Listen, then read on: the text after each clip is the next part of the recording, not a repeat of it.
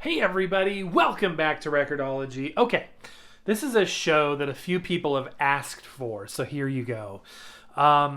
What is my favorite turntable? Well, here are two of my favorite, and to avoid keeping you in suspense, it's the LP7 and to the left the LP3. Two turntables that we've had on this show before, so no huge surprise there. Obviously, the fact that I have them in here, that I use them every day, is indicative of the fact that I hold them in high regard. But I want to tell you why.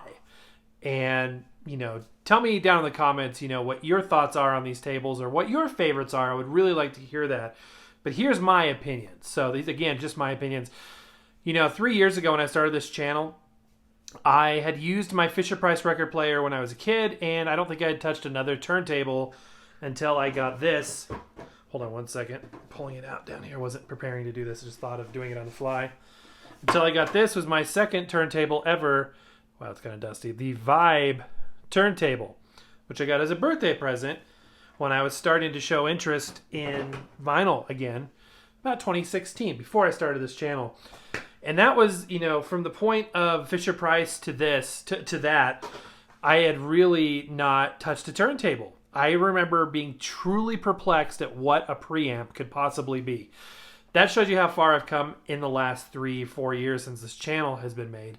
And we scoot over here just to change up the shot a little bit. So I've learned a whole heck of a lot, and I've been very blessed to have been able to play with, experiment, and test a lot of turntables in that time.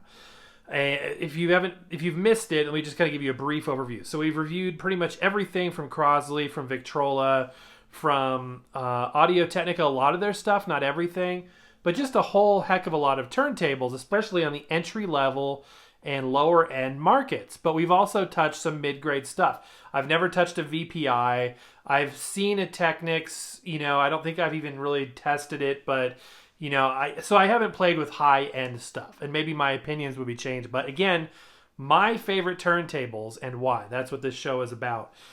So once I have a VPI, I don't think I ever will. But if I were to, I'd probably change my... Maybe I would. Maybe I wouldn't. I don't really know.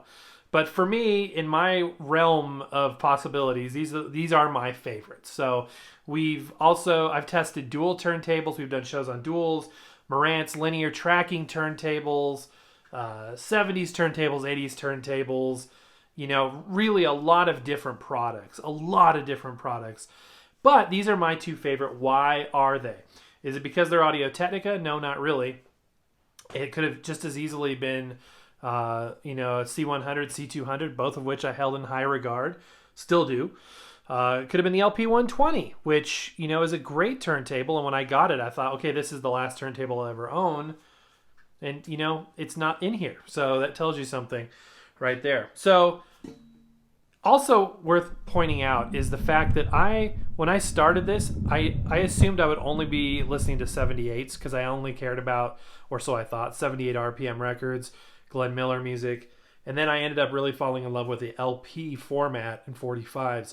So neither of these are even three-speed turntables. They're just 2-speed, 33 and 45. If I want to play a 78, which I rarely do actually, I'll grab a portable. And, I usually do it on the show. Or I'll play it on the Vina Nola. Okay, so down to business. Let's start with the LP3 over here. Why do I like this unit so much? First of all, the biggest thing is it's an automatic. And by the way, price point, this is about a $200 turntable. This is an $800 turntable. Just, to compare the two. This one is fully automatic. The LP7 is fully manual. A lot of people write and they're like, why is this thing manual? An expensive turntable should be automatic. Well, it turns out that when you get into this isn't necessarily an audio. The Audio-Technica calls this their audiophile grade turntable. It's all relative, right? Some people look at this and they're like, oh, that's a piece of junk. It's all relative. To me, this is a very nice turntable. This is the nicest one I've ever owned. Kind of a dust magnet too, by the way, and a fingerprint magnet. But I just turned it on by accident. But they're like, what in the world are you doing with, having an expensive turntable be manual? But when you get into higher end turntables, like a VPI, guess what? They're fully manual. That being said, I love the fact that my LP3 is automatic. Plus, I can use it in manual mode. I like the fact, what's better about this than like an LP60? You can replace the head shell and the cartridge. You can set the counterbalance. You can set the anti-skate, which I like. The LP60 comes with a similar, this is basically an AT3600L cartridge with a red tip. It's pretty much the same cartridge. So out of the gate, the sound quality is not going to be that much different. But if I wanted to put something higher end on here, I could. But going back to yesterday's conversation, I probably won't because I think that's a great cartridge. But I could if I wanted to, and I can, adjust the balance and all that stuff. I did upgrade this. It came with a cheap plastic one, but I love a heavy-duty metal 45 adapter. Also, it came with a rubber platter mat. I don't know if I said this or not, but it is belt-driven. There's the motor over there, the pulley on the left. And I discovered one day that this beautiful acrylic Hudson Hi-Fi platter mat in white just matches it. Now, my first one was black. And actually, I did have a problem with that when I blew out the preamp, the built-in preamp. So this was the replacement that they had available, which I'm like, I'll go ahead and get the white one if that's all they had for sale. So I've come to like it a lot. I was like, is it going to yellow over time? And which it hasn't so far. I don't know what it's going to do in 20 years. But I just love it. It's a little bit beefier and bigger, but has the same functionality as the LP60. A lot of the time I love just putting a record on, closing the lid, pushing play, and letting the rest be done automatically. I think that's a really, really cool thing. So for my day-to-day listening, this is my go-to, but it sounds great. I upgraded, I put some like acrylic, or not acrylic, what's the material? Silicone rubber feet, ridiculously big actually on the bottom of this.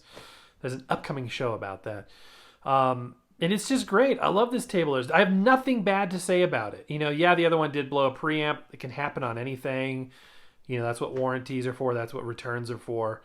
So again, I've got nothing to say whatsoever. If I'm playing a 10-inch record or something weird sized or shaped, and I can run it in manual mode. Now over here to the LP7. Why do I love this turntable? First of all, some people are triggered by the fact that it's belt driven with the belt on the outside. I don't mind that personally. I think that's cool looking. I think it's totally fine. 2-speed again, you just turn it on this way if you want to go 33, or you go down here to 45.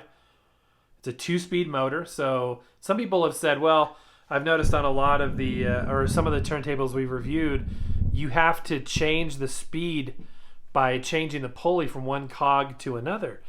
The reason why they do that is because it allows the motor to be a 1-speed motor, and therefore cuts down on the possibilities of there being inconsistencies in speed from one to the next.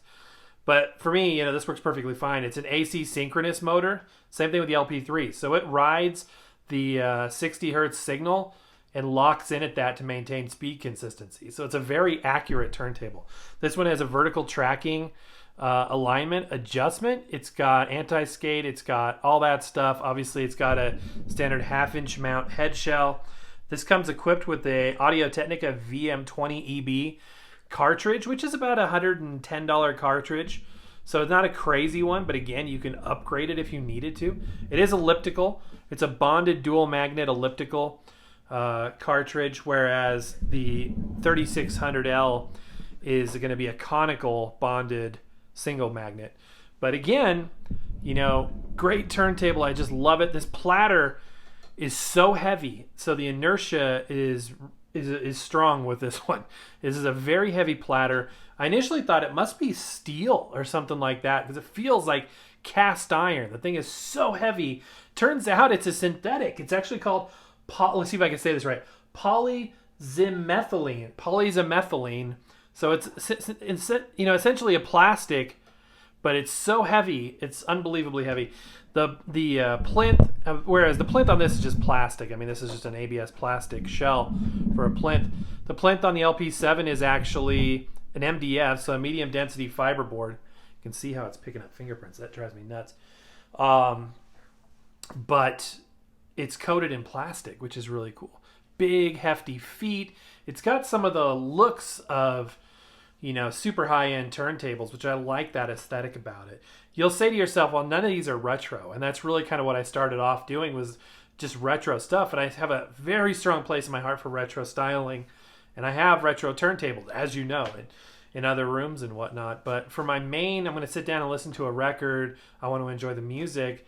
You know, this is where it is for me. For you, it's probably and maybe completely different. That's completely fine. But I just wanted to share with you my personal opinion.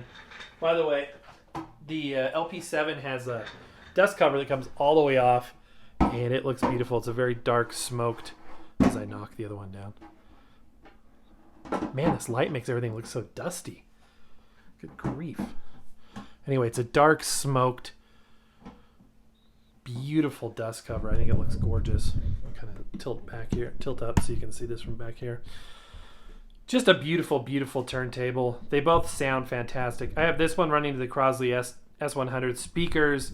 This one is run through the Pelican switch into the Persona speakers, because I have a theory that having both of these on a switched input is what possibly allowed some current to back up into the preamp on the LP3 and blow that preamp out.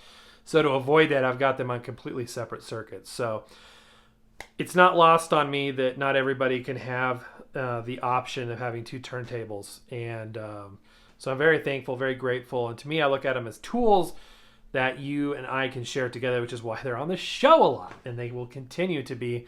As you guys know, I recently had the Electrohome in here for a month or so, and I was just missing this LP7 so bad. I was like, I got to have this thing back. I miss it. I love it. It's an absolutely gorgeous, gorgeous turntable. So, all right, guys. Again, my opinion only. Not right nor wrong. It's just my opinion purely. My two favorite turntables, the Audio-Technica LP7 and the Audio-Technica LP3. Now, if you, for whatever reason, are interested in taking a look at owning one of these, I'm going to go ahead and put links in the description below. I'll also put a link to this cool acrylic platter mat from Hudson Hi-Fi, because that, from a styling aesthetic, that just makes it. Doesn't that look cool? I just love it. And I love the fact this side has the inset for the label. If you have a protruding label LP record, the other side is completely flat. So it's good for setting anti-skate as well. But anyway, that's going to do it for now, guys. Tell me your favorite turntable, your number one, number two. Tell me your absolute favorites, or tell me what I've got to check out that I haven't done yet. If you look at our playlist of unboxing reviews, gosh, we got to be getting close to 100 turntables we've reviewed at this point. And speaking of turntable reviews, we got another one coming tomorrow, so you're not going to want to miss that. That's going to do it for today, guys. Happy record hunting. We will see you tomorrow.